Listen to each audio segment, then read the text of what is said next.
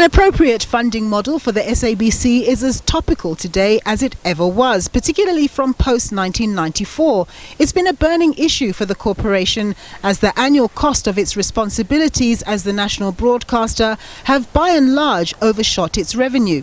William Bird of Media Monitoring Africa says in the mid-1990s, a commissioned research study came up with a funding model for the corporation, dividing it into commercial and public entities. The idea put forward at the time was that the commercial entities would be there, public commercial, would be there to generate income, and they would help cross-subsidize the public service entities. From the time it started, it's never ever worked, which makes, so this was in the mid-late 90s that they came up with this ridiculous idea. And you see one of the things that's so offensive about the recently dropped SABC bill was that it was continuing to work with that exact same idea. So you take an outdated, unsustainable, ridiculous idea and you try and from the 90s and you plug it into 2025 where everything is completely different. And you can understand why the SABC's finances now are in such dire straits, because you've got some people within within government who seem to think that this model somehow is a good idea. While the various actors charged with steering the SABC ship changed over time, it seems the fundamental cry was all too familiar.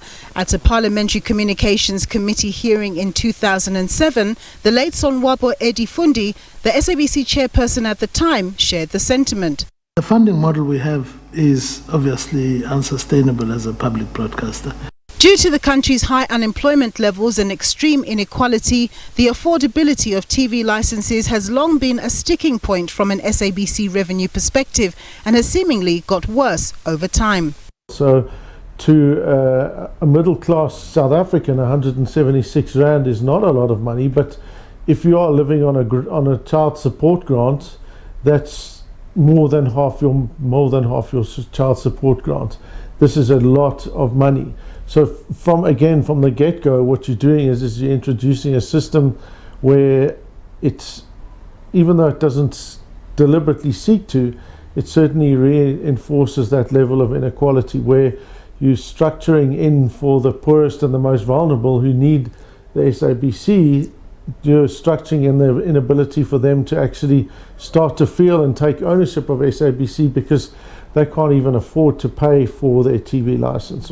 As SABC has tried to balance its expenses with its income, this has increasingly negatively impacted the corporation's service offering, with shows culled, limitations on the creation of new content, as well as the impact that this has had on the news division. Referring to its austerity budget at the time, former SABC Chief Financial Officer Robin Nicholson explained some of the difficulties in Parliament in 2010. The big cuts around taking the costs out came through where one would want to see them coming through. Some of the unintended consequences, we cut marketing quite aggressively. That's unfortunate because we need a marketing presence around the brand, but the corporate marketing, content marketing and other marketing were cut quite a lot, focusing primarily on platforms and programs, and that'll probably be the core going forward. The other one that came down quite heavily was professional and consulting fees across the board, and that was also because of these special projects such as Koba and those projects that weren't continued. Nicholson talked about the huge financial responsibility that had been laid at the doorstep of the broadcaster in terms of sports rights. Sports rights cost the SABC about 500 million rand a year in losses. So you have to find a new model to fund sport in South Africa rather than simply rely on the public broadcaster to continue to do it. Each year, when SABC News staff sought to negotiate a wage deal with the SABC, the issue of the broadcaster's sustainability would often be raised. While celebrating a wage settlement with staff in 2010, CEO at the time, Dalim Pofu, also raised the importance of a proper funding model for the SABC. We have a common obligation to ensure that the SABC survives.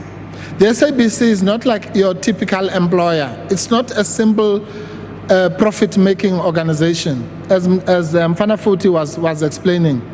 There are issues around the funding model of the SABC that we need to address collectively, where we need to march together if we have to, and say to Parliament and other institutions, there is something wrong with the funding model that is so skewed in favor of advertising and commercial funding.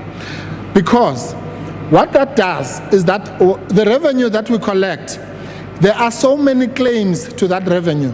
Still battling to balance its books, the government agreed to give the national broadcaster a 3.2 billion rand bailout in 2019. This in a bid for SABC to settle its debts and stabilise its finances.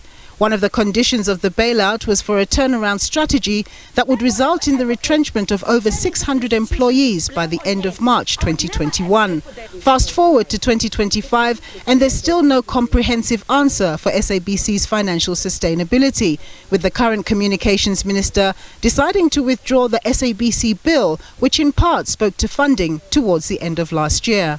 Right now, we need a credible funding model for the SABC. The bill as it is does not answer, in my view, the question around, a sustainable funding model that will empower the SABC to be on the path of that financial sustainability and suitability that we need. And in addition to that, if you look at the written submissions that were provided to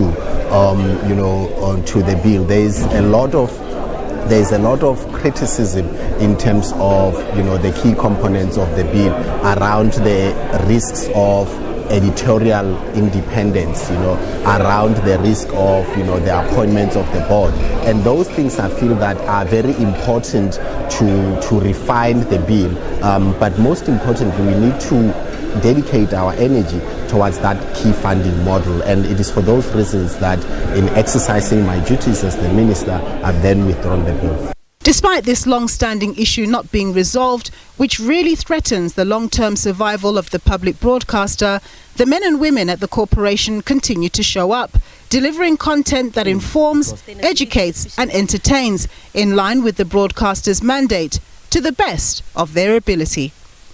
Nompumelelo Siziba, SABC News, Johannesburg.